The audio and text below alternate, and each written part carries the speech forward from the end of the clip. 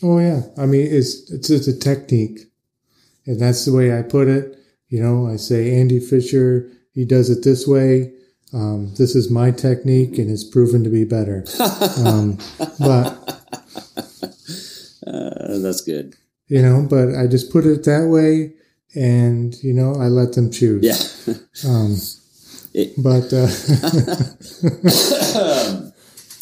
It goes your way every time, doesn't it? Yeah, I mean, but I'm the one grading them, so so. Man.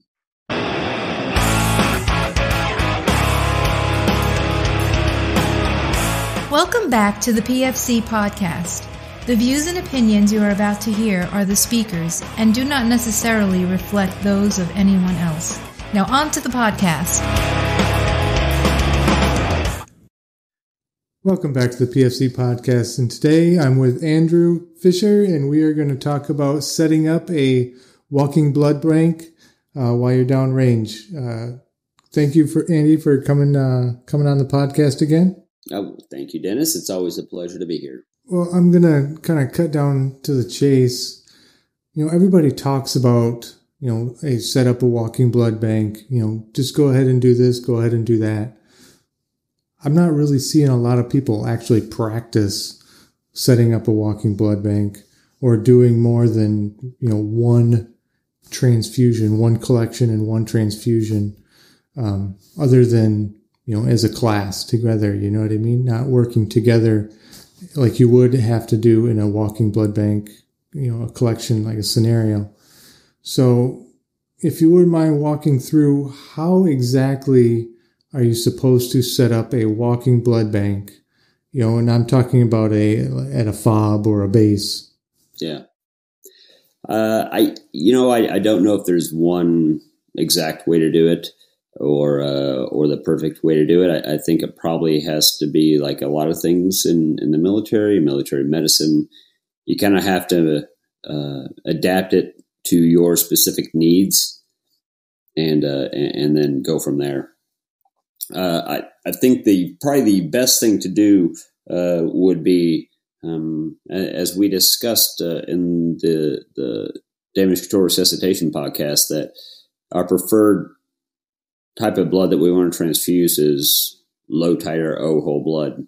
Now that's becoming more prevalent across special operations and across conventional forces.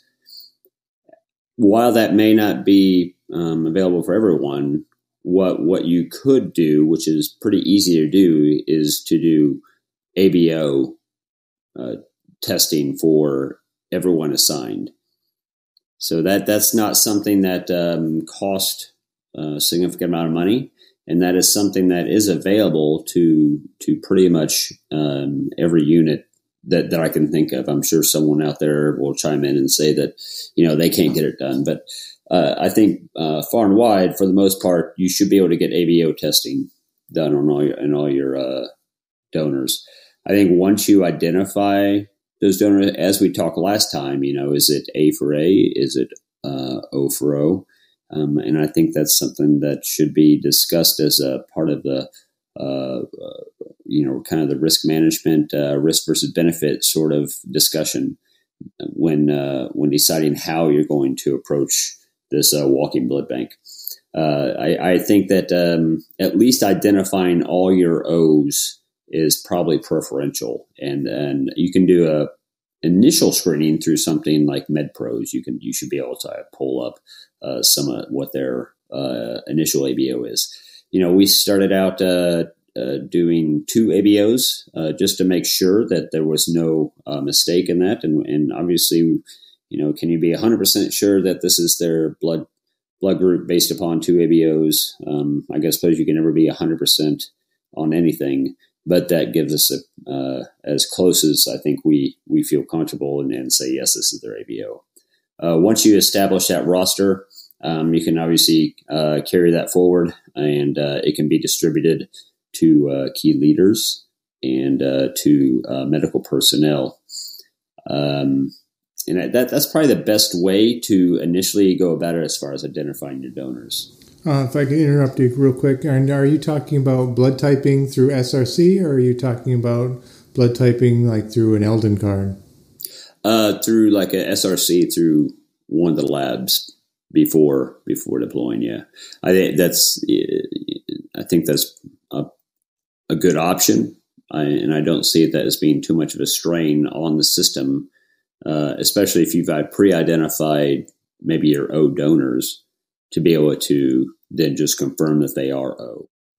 I know the DHA is now, in charge of all DoD medicine, and I know they're putting a lot of energy and force behind blood typing, blood transfusions.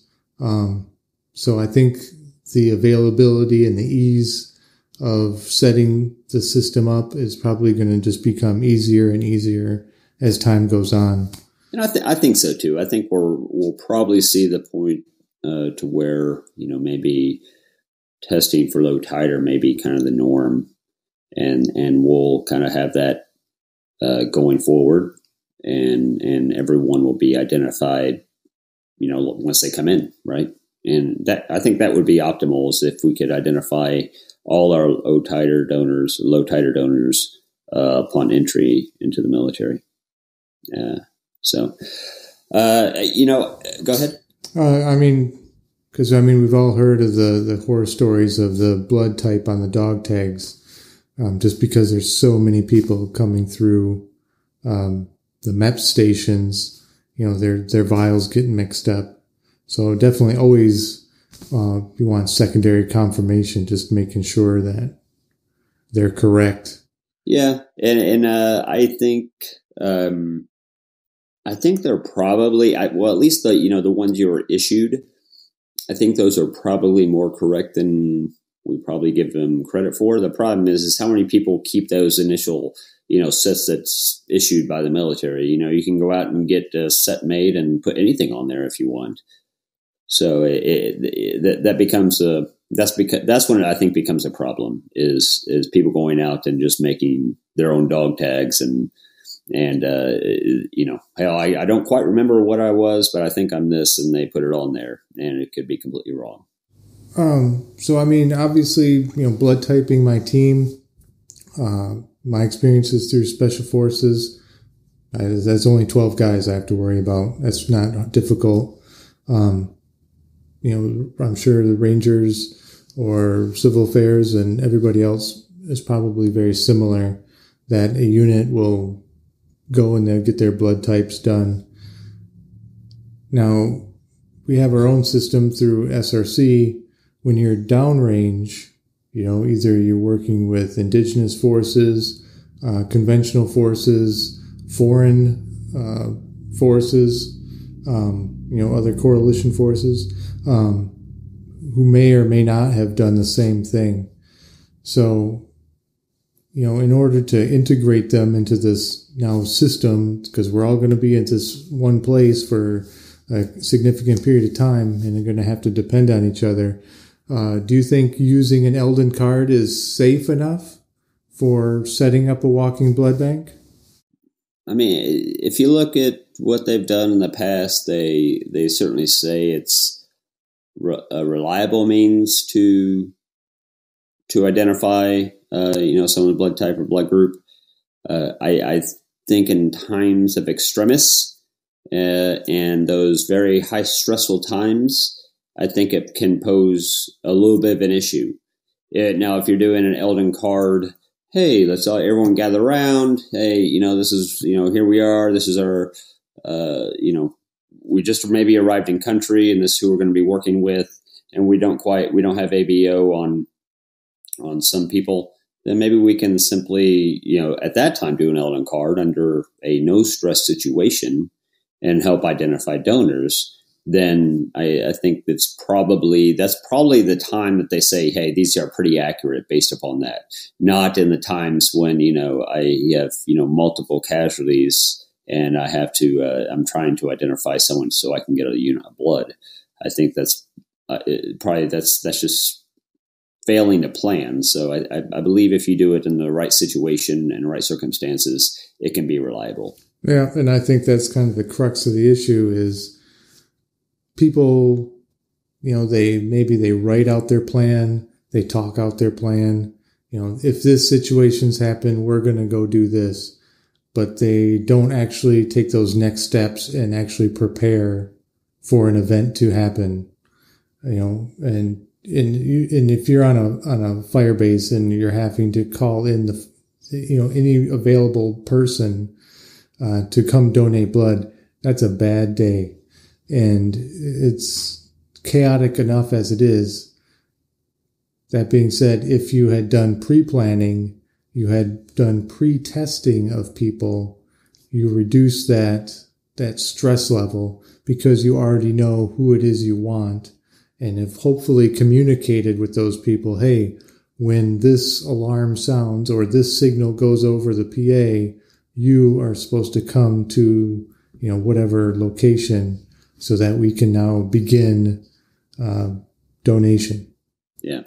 And I think a lot of places have been very successful in the deployed setting by setting up these walking blood banks and really putting some effort into practicing.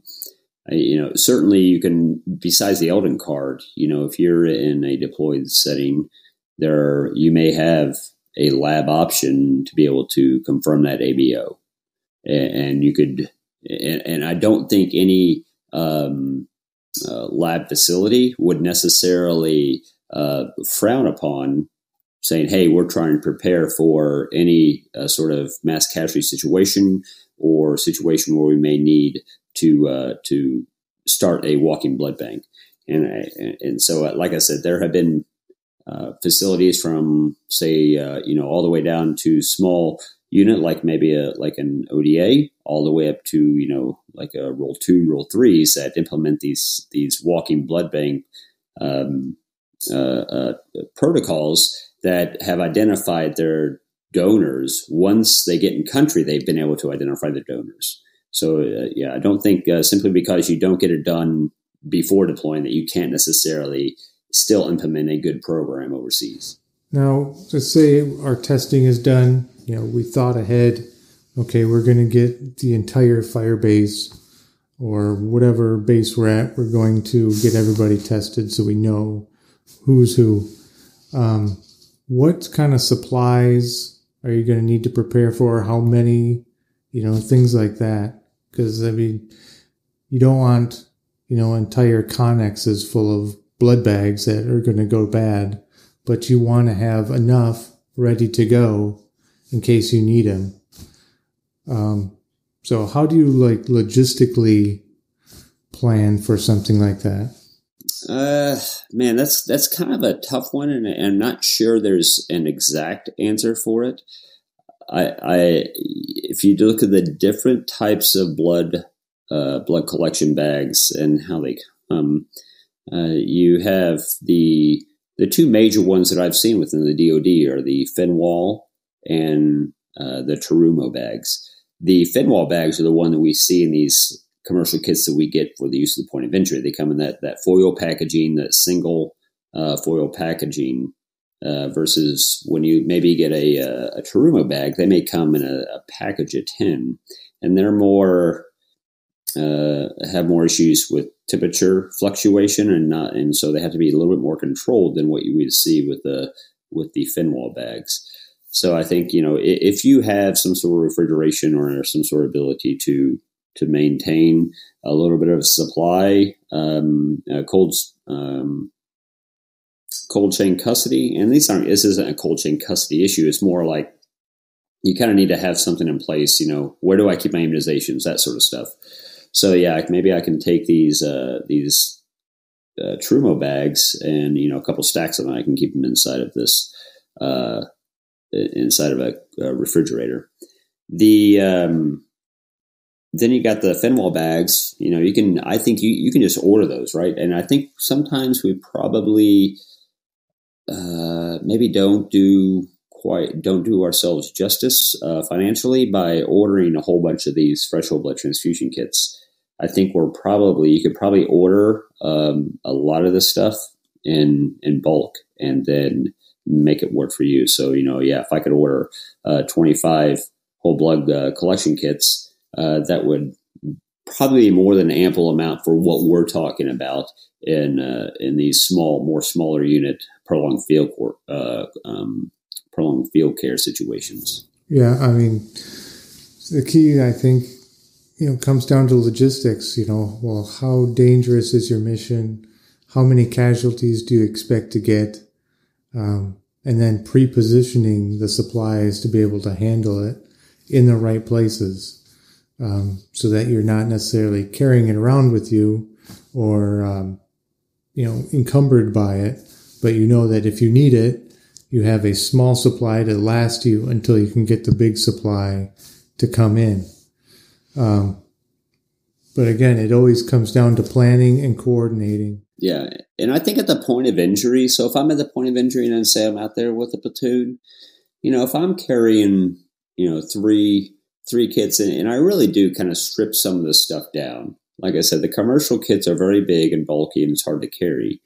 If I have already pre-identified my donors and I've practiced, doing fresh whole blood transfusions before going over, and I feel familiar enough with the practice of collecting blood and transfusing blood, I can fix 3 to 5 fresh whole blood transfusion kits and the size that many of the larger commercial ones may come in. And so if I do that and I'm out there with another medic who has also 3 to 5 kits, and maybe any donors that I have pre-identified that may carry one for themselves, then we are probably way more than we could ever use at the point of injury. And that's strictly from that point of injury standpoint. And so outside of that, maybe that whole blood, that collection bag, other things that you're really going to have is you may want to think about carrying an extra IV set for your donor, which, your donors could carry with them. And would you need some sort of point of care disease testing kit? Now that depends on, your donor pool. So if I have pre-identified my donors and I know them, then I won't need it. However, if I'm having to rely on a host nation person and I'm going to have to use their blood to transfuse into one of our guys, which, from what I'm aware has happened, then I want to probably have some sort of point of care testing kit. I think other things obviously you're going to need is, white tubing. You probably, if you're going to be transfusing like low titer whole blood or, maybe one type. So if I'm just going to be transfusing O blood, I'm not sure how many times you're going to switch out that transfusion or the administration set. But, you could probably push a few units through there before you're going to have to change out that administration set. You're going to need things obviously like OpSites, Kelly's. You got to think about it. I don't need to have all this for one kit, for each kit, but I need to be able to have enough stuff on me to be able to maybe run two fresh whole blood draws at one time. Yeah, I don't know what is your thought on that. I guess I like hearing your input. Right. Well, the way I guess I like to carry it or think about it, as far as in the field, transfusion kits, I might have 1 or 2, but I definitely want my teammates to be carrying 1 for themselves. They just stick it under their plates. It's not heavy. It's not uncomfortable for them to have it under their plates, but it keeps very important equipment spread out in a team so that, God forbid, I am the one that actually gets wounded or killed, that equipment wasn't on me so that it won't be destroyed. That the other medics or anybody else who knows any kind of medicine, they have access to things that hopefully would save my life or they save their own lives. So I like to think about that possibility and try and distribute the load as best I can. if I can convince the guys to actually carry it. But as far as, things like Kelly's and on a Firebase, I don't make kits. I make kits for things that I guess belong in a kit, or they belong together. So I would tape those things together, like the bag and the Y tubing. They're going together no matter what. So I would keep those things tied together. But as far as, I like to do the more ruggedized IV with the 18 gauge and a flush, or in a saline lock. I like to do that just because, one, it's super easy to teach people how to do it. They're already used to using an 18 gauge versus the 14, it's a 14 gauge hard needle. So all those, I try to keep things the same as far as training goes.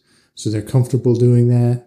And I can teach that person to give, blood through it. I can teach them to give crystalloids or colloids or whatever I want.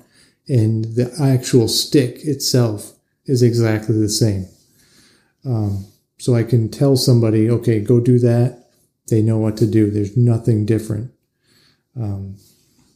So things like that involve the actual IV, the stick, those go together.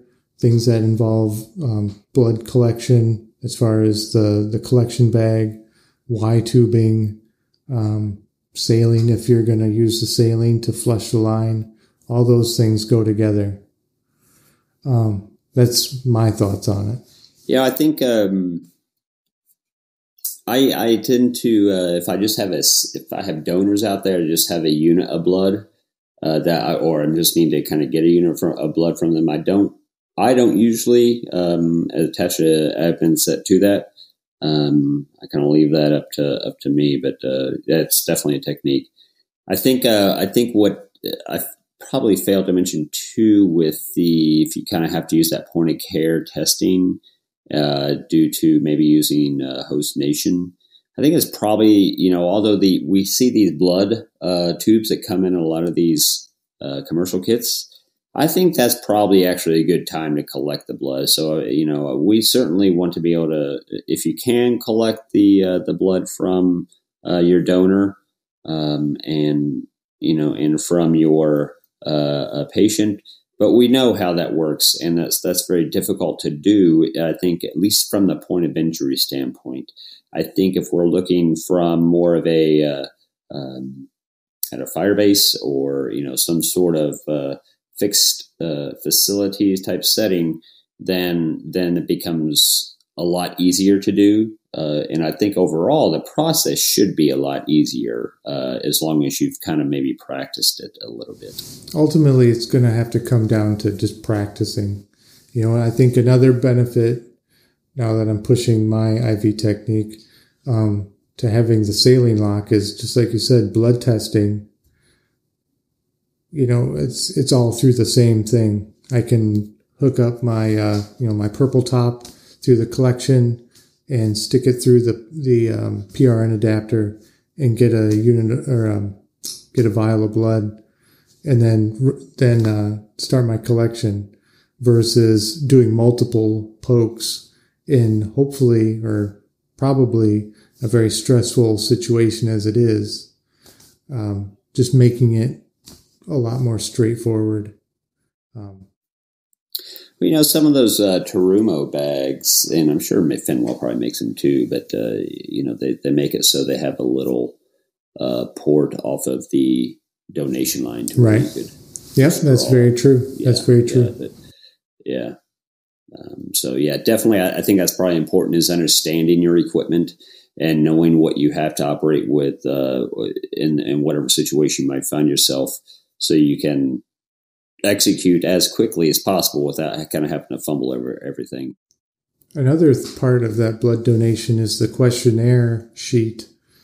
Is that something that you would just get done either pre-deployment or as soon as you got, decided to set this program up, just to get everybody's information from the beginning, so you don't have to worry about, filling out a questionnaire when people are dying. Would you set it up that way, or is that something that you have to get, in a very timely manner or very close to the donation time? So the on-screen donor procedures really is kind of that. It's for people that you haven't previously encountered, and you really don't know who you're working with. If you are in a deployed setting, you shouldn't have to use this sort of screening process in order to identify people. You should be able to walk people through the traditional screening process in a no stress situation in order to identify who your donors are. This really is sort of like, hey, we're kind of out here. I'm kind of end up with people that I don't really know, and let me go ahead and kind of use this as a way to kind of analyze the risk benefit of these different donors.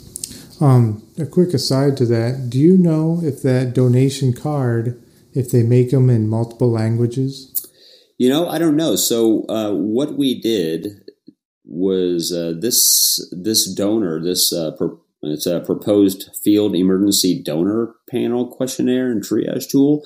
So this was published, from some of the people a part of Thor, and came out in the Transfusion Journal supplement for the 2016 RDCR symposium. We did not specifically make one for the CPG, but I'm not sure. I can't remember if Transfusion offers it in a different language. But so I think you could probably replicate it in a different language, and that would probably help you out. Yeah, yeah. Getting those pre-made definitely would be key if you're working with local nationals or other coalition forces that may not necessarily speak English. So we've talked about pre-screening. We talked about getting guys getting typed and cross-matched. We talked about having our gear prepared. I think one really important thing is, how would you actually go and, I guess, coordinate with multiple units? How do I go to a commander and convince him I need to get all of your guys tested, getting their blood so I can do a walking blood bank? How do I convey that risk benefit to them? Like, when you're deployed or before deploying? Yep. This would be, I'm already downrange. My team would have been already taken care of, but now I'm convincing, a commander of another, unit that may or may not be spun up with the whole blood program. How do I convince that person that this is a good idea? I think you can do it simply by explaining that this practice has been utilized for 100 years. We've been doing fresh whole blood transfusions, right? So it's a practice that has been associated with mass casualty and combat trauma for a significantly long time. And specifically, in the last, since 9/11, that it has been used multiple times. There's been over 10,000 units transfused. And, if you want to, you could simply state, hey, we have information, we have publications and studies that demonstrate that fresh whole blood is superior to anything else. That this doesn't, and then maybe you wanted to talk about how, this program doesn't take away from the commander's capabilities, doesn't take away from what he's able to do, doesn't necessarily take his soldiers or his service members out of play because they decided to donate a unit of blood. But at the same time, if it's kind of up to him or her how they choose to utilize their service members once they're done with donation. Maybe explain that this benefit is not only for, what you plan on using it for, but also for the commander. Hey, we're here to support you at the same time. So if something happens, we can help you. And this is a mutually,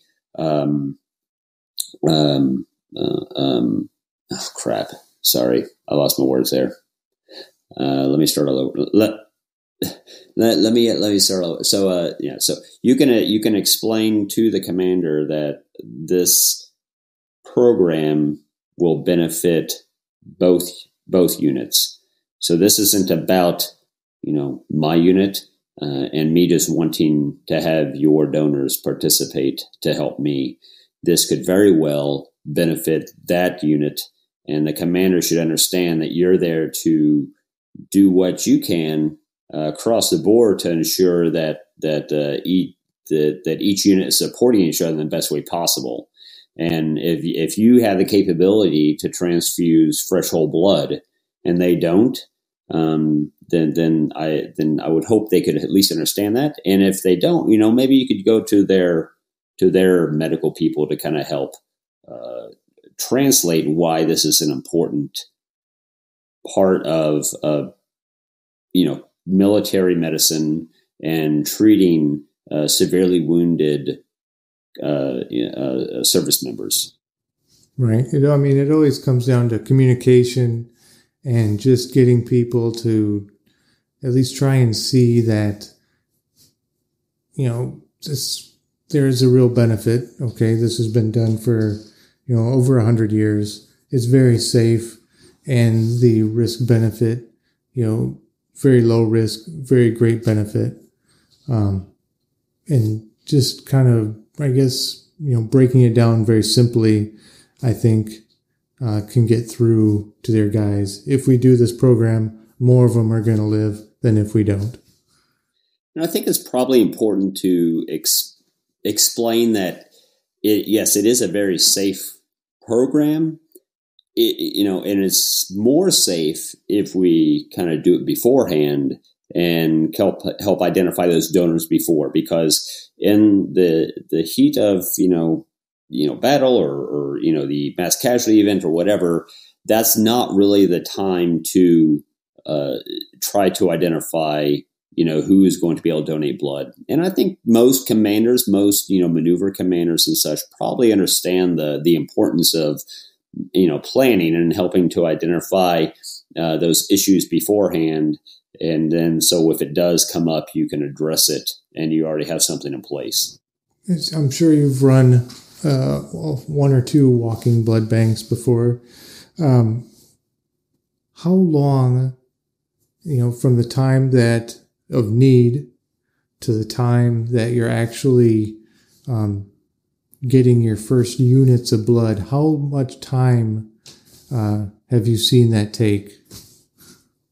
Roughly. It depends on where you are. I think if you're in a more close-knit setting, point of injury type setting, that should be able to get done within 20 minutes. Now, that should be blood collection. Now, how do you identify your donors and they come forward? Hopefully you have that set in place to where it's, they're already identifiable.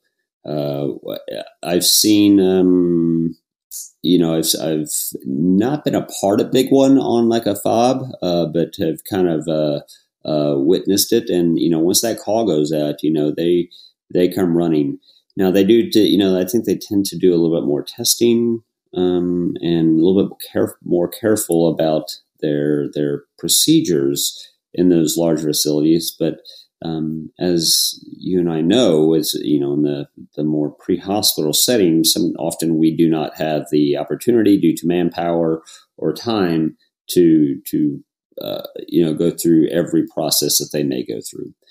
So our goal, I think, from our perspective, I think you should be able to have a unit going within 30 minutes. I think that's a realistic goal. Right. And when you're mentioning about testing, I think in that way, in the field, pre-hospital, it's almost easier because you don't have 20 people in line doing their Eldon cards, where you can easily get these things mixed up, versus in the field, I have two guys, laying in the prone, getting their blood drawn, John and Steve. Mm-hmm. I'm not going to get those things screwed up. Right. Yeah. I have a list here, and it says, I have the 10 names of the people who could donate, and two of them, John and Steve, are right here with me. Yeah. And I know that they're my universal donors, or they're, the accepted, whole universal donors that I'm willing to accept risk for in this situation. Say if you don't have them low titer, but hey, I know they're O donors, and I'm willing to accept that risk. Yeah. No, I think it's important just to keep in when you're training. Yes, you're trying to get the times down, but also just for planning, from the time I call it to the time I get that full bag in my hand, how much time is that?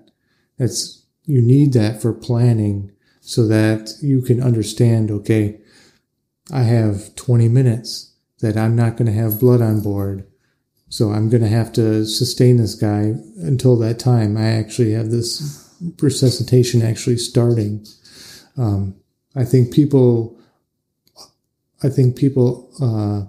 underestimate how long it actually takes. I've had many students tell me I can get this done in like 7 minutes. And each time I'm tempted to bet them, $50 says you can't get it under 10 minutes. Cause I'm pretty good at, keep paying attention to how long it actually has been taking. 20 minutes. I've seen 40 minutes. Yeah, I've seen, in these training scenarios where just maybe in a classroom drawing blood, and yeah, I've seen it. You could fill a bag in 5 minutes, but that's not realistic. It's great that you can feel challenged in that sort of setting and do it really fast. I feel better about you consistently being able to pull a unit off in 10 minutes or 15 minutes, versus, inconsistently being able to do it in 5 versus 25. And I'll be honest, what I've been teaching for these fresh old blood transfusion classes, and this is based upon something I read from, out of like the Army Blood Program and donation, that if it's taken more than 15 minutes to fill a bag, so once I initiate it and it's taken more than 15 minutes, you probably need to think about DCing that donation, because it's just, you may have some sort of stagnation in the line, maybe some clots in the line or something like that is essentially may never fill, and you're sitting there kind of going back and forth, waiting on it. If it's not full within probably 15 minutes of you actually initiating that line, I'd probably seriously consider moving on to another donor. Yeah, I think it also kind of goes with that adage, slow is smooth is fast. Guys get in a rush, and the most important, or the most kind of tenuous point of that whole collection is the stick itself. If you have a bad stick, you are never going to get that thing filled. Versus if you're very solid with your skill as far as getting an IV in a good patent one, not backwalling it, not having it stuck up against a valve or something like that. Just a good solid IV. If you can do that skill alone, you're very unlikely to have any problems. Yeah. I don't teach the start the IV thing. I think while it may be easier for people who are don't do it as often, I believe it probably is a slower draw, simply because of the going through a catheter, then through a needle, and then into the tube. So I think it's probably slow overall, but it's potentially easier for people who don't do it often. And it's an option, man. I don't try to try to tell people how to do things. I kind of just, when I teach stuff, I teach it, here's how I do it, and then here's this option. Oh, yeah. I mean, it's a technique. Yeah, exactly. And that's the way I put it. I say, Andy Fisher, he does it this way. This is my technique, and it's proven to be better. That's good. But I just put it that way, and, I let them choose. Yeah.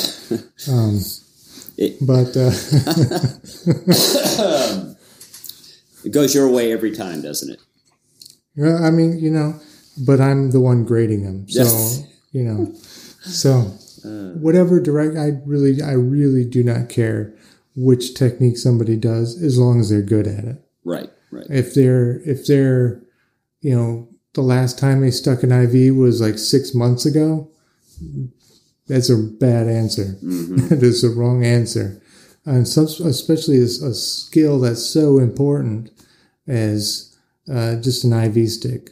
And usually that's kind of pawned off on, the lower guy, like, the non-medics can do that, or, whomever, somebody else can do that. I need my big brain to do this other thing. Mm-hmm. But you're putting that skill that's so important on somebody who, doesn't practice very often.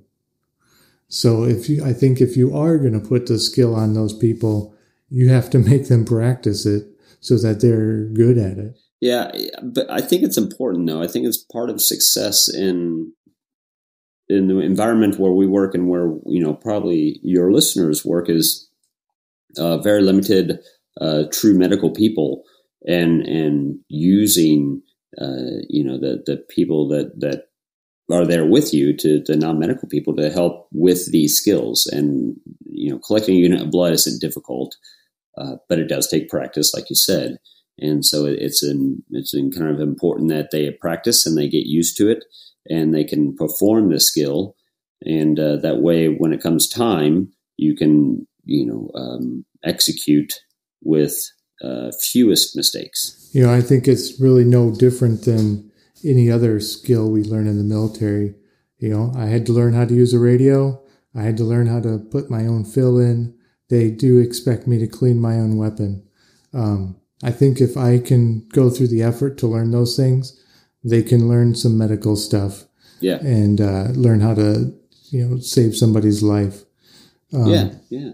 I mean, we're force multipliers for the maneuver guys, right? So we try to be force multipliers for them, being able to, hey, we're able to shoot, we're able to communicate, and we can still do our primary job, medicine. And I think it goes back and forth, and I don't think you'll really find a lot of pushback anywhere within in these maneuver units, SOF or conventional, that don't necessarily that wouldn't agree with that aspect. You see a lot of guys that are very willing to step up and learn a little bit of medicine in order to help, everyone out. Yes. Yeah.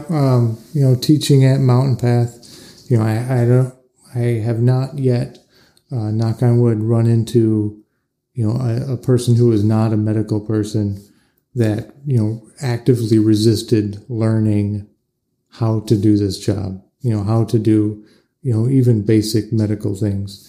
I'm not talking about, okay, today we're going to learn how to drill into somebody's head. Just basic things that, anybody could see that, yes, I am going to have to learn how to do that, either through experience. I was asked to do that and I didn't know how, or, I could easily see myself in that situation. Do you have any other things that we should put out as far as walking blood bank? That's a good question. I don't. Trying to think that that just like everything, every time I finish up a podcast here, I always think of things that I probably should have mentioned. I think what you should have is like a 3-day grace period to where we could come back and record more stuff. Okay. Yeah, we could do that. When I forget. Okay. I did that actually may be a good idea, because I'll probably get off here and go, man. Right. I think we covered, like you said, there's technique to everything. So we could go into, forever talking about this technique and that technique and, this type of paperwork and that type of paperwork. But when it all, hits the fan, it's the principles that get you through it. If you understand the principles, then you can improvise and adapt and overcome just about anything. Yeah. I agree, man. Yeah. Cool, man. Well, thank you, Andy, very much. Yeah. Thank you again, always. And certainly if I think of anything else that probably we should cover, I will definitely let you know. That's it for today's podcast. Be sure to go to our website, www.prolongfieldcare.org. Find us on Facebook, YouTube, Instagram. Subscribe and stay on the bleeding edge of combat medicine. This is Dennis for the PFC Podcast. Out. Boy, it's waiting there for you.